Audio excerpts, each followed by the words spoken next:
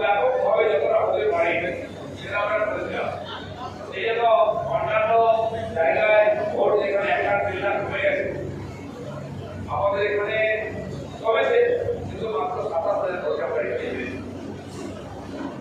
গতবারে মডালপুর যা ভিড় দিয়েছিল এখান থেকে সেটা মেকআপ হয়ে যাবে।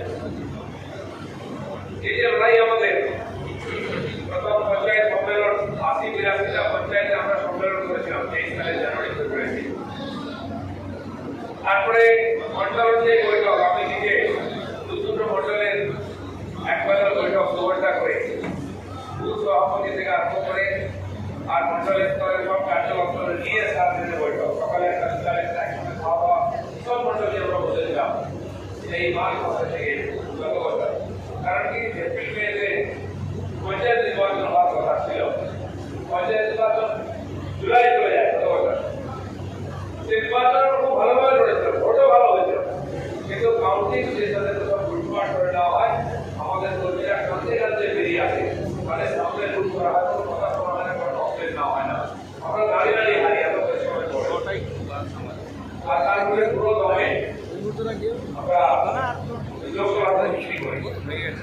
আমরা এর আগে নভেম্বরে ডিসেম্বরেতে প্রায় 100 জন কার্যকর্তা অঞ্চল প্রেসিডেন্ট দুটো বাসে করে গেছিলাম উড়িষ্যার যাজপুরেতে। জঙ্গলের মধ্যে ছিলাম রাত্রে, তারপরে মহামারীর রাষ্ট্রপতির গ্রাম দর্শন করতে গেছিলাম। আর সমস্ত মন্ডল গ্রাম সভা করেছে, আমরা বিভিন্ন খেলাধুলার প্রতিযোগিতা করেছিলাম, কবাডি, ফুটবল, মেয়েদের ফুটবল, ছেলেদের ফুটবল আলাদা, ক্রিকেট, দাবা, তারপরে ভলিবল, গ্রামীণ সাঁতার, তীরন্দাজি, যা যা হতে পারে। আলাদা আলাদা বিধানসভাতে আলাদা আলাদা কম্পিটিশন, সাধারণ মানুষ, কর্মী, কার্যকর্তা সবাইকে আমরা একসাথে ইনভলভ করে যেটা একটা পরিবেশ তৈরি করেছিলাম নির্বাচনের প্রস্তুতির আগে এবং পরবর্তীকালে বিধানসভা, কর্মী সম্মেলন এবং লোকসভাতেও বুথ কর্মী থেকে আরম্ভ করে প্রায় 4,500 লোকের সম্মেলন আমরা করেছিলাম। তারপর অল্প ভোটে আমরা হেরেছি। সেই জন্য মেদিনীপুরে আমাদের এমপিই আছে, পার্টি আছে, আপনারা এই কয়েক বছর ধরে নিরন্তর পরিশ্রম করছেন, বিভিন্ন নির্বাচনের লড়াইও করছেন, কিন্তু অল্প স্বল্প ভোটে আমরা হেরে যাই, পুরোপুরি সফল হতে পারিনি। কিন্তু আসল যে লড়াই বিধানসভা রাজনীতিক পরিবর্তন যদি করে এখানকার সরকার মুক্ত মুক্ত রাজনীতি লোককে উপহার দিতে হয়, কেন্দ্রীয় সরকারের উন্নয়নের সমস্ত সুবিধা যদি গরিব মানুষের বাড়ি বাড়িতে পৌঁছে দিতে হয়, তাহলে আমাদের এখানে বিজেপি সরকার চাই, মাননীয় প্রধানমন্ত্রী ভাষায় ডবল ইঞ্জিন সরকার চাই। তো সে লড়াই আমরা করেছি। আমরা 20 সালের ভোটে এখানে জিতেছিলাম, তখন 48% ভোট পেয়েছিলাম মেদিনীপুর লোক, পশ্চিমবাংলায় 41% ভোট পেয়েছিলাম। এবার 2% ভোট কমে গেছে, সিটও কমে গেছে, 39% এসে গেছে। তো এই কেন ভোট কমেছে, কারণটা কি, সেটা খুঁজে বার করতে আমাদের সমীক্ষা করতে হবে। মানে হয়তো করেছেন, সেখানে হয়নি, কোন মন্ডলে ভোট কমেছে, ক্ষেত্রে প্রত্যেকের দায়িত্ব আছে এটা খুঁজে বার করা। মানে হয়তো নিজের করে দিতেছেন, কিন্তু ঘটনাক্রম দেখা যায় আমরা বেশি বুঝে লিড পাই, কিন্তু টোটাল ভোটে আমরা পিছিয়ে যাই। কারণ টিএমসি কিছু এত লিড পায় যে সেটা আমরা মেকআপ করতে পারিনি, এবারে অনেক জায়গা হয়েছে। তো সেই জন্য এটা আমাদের পর্যালোচনা করতে হবে। 19 সালের লোকসভা, 23 সালের বিধানসভা এবং 24 সালের লোকসভায় যে ভোট আমরা পেয়েছি সেটাকে অ্যানালাইসিস করতে হবে যে কোথায় কমজোরি, কোথায় ভোট কমলো, কেন কমলো, কি কারণ। অনেক পুরনো কার্যকর্তারা তারা সবাই কাজ করেছেন কিনা এটা বুঝে দেখতে হবে। আর এটা মন্ডল স্তর, জেলা স্তরের লোকেদের দায়িত্ব প্রত্যেকটি ব্যাপার লক্ষ্য করতে হবে।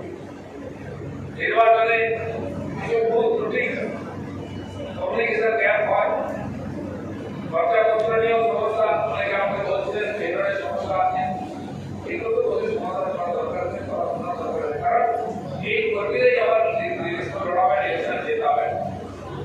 আমরা গত 5-7 বছর বিভিন্ন সময় ইলেকশন লড়ে ইলেকশন লড়া ব্যাপারটা শেখাচ্ছি, এখন শিখেছি। এখানকার সরকার, এখানকার পুলিশ কিভাবে বিরোধীদের দমন করে, কিভাবে ভোট করায়, আমাদের আটকায়, কর্মীদের আটকায়, ভয় দেখায়, দিয়ে দেয়, এই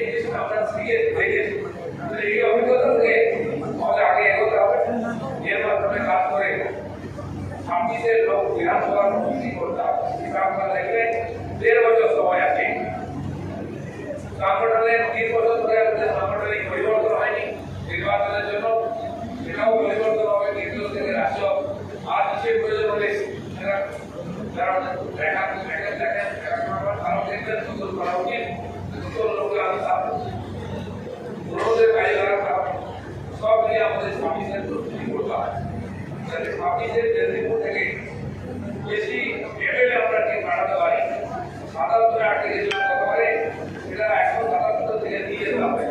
তার প্রস্তুতি এখন আপনার এলাকায় বিধায়ক জিততে হবে, সাংসদ জিততে হবে, পঞ্চায়েত জিততে হবে, প্রধান থেকে প্রধানমন্ত্রী সব স্তরে বিজেপির কার্যকর্তাদেরকে বসাতে হবে।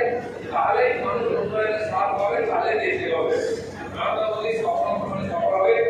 বিরাট পরিশ্রম করে তার মন্ত্রিমন্ডলকে যেভাবে কাজ করে দেশকে এগিয়ে যাচ্ছে, দেশ বিদেশে দুনিয়াতে দেশে নাম হয়। সাধারণ মানুষের উন্নয়নের সাথ পেয়েছে। দুর্ভিক্ষের সময়, মহামারীর সময় বাড়িতে বসে কাজটা পেয়েছে। অন্যান্য সুবিধাও আছে। এখানে বিশ্বের অর্থনীতি ভেঙে পড়েছে। ইউরোপ আমেরিকার দেশগুলোতে হাহাকার চলছে। মানুষ রাগে সরকার পাল্টে দিচ্ছে। ভয়ঙ্কর ভূমিকম্প, রাজনৈতিক পরিবর্তনের যে আন্দোলন হয়েছে, ব্যাপক উত্তেজনা, যুদ্ধ চলছে, দুনিয়ার মধ্যে উত্তাপ করেছে। তাতে তো মাননীয় প্রধানমন্ত্রী নরেন্দ্র মোদীর দূরদর্শিতায়, বিচক্ষণতায় আমাদের দেশ আর্থিক দিকে এগোচ্ছে। আর সামাজিক, সামরিক সমস্ত দিকে আমরা এগোচ্ছি। শিক্ষা, নির্বাচন তৈরি হচ্ছে। Medical college, engineering college, nursing college, রাস্তাঘাট, রেলওয়ে, বিমানবন্দর, রেকর্ড তৈরি হচ্ছে।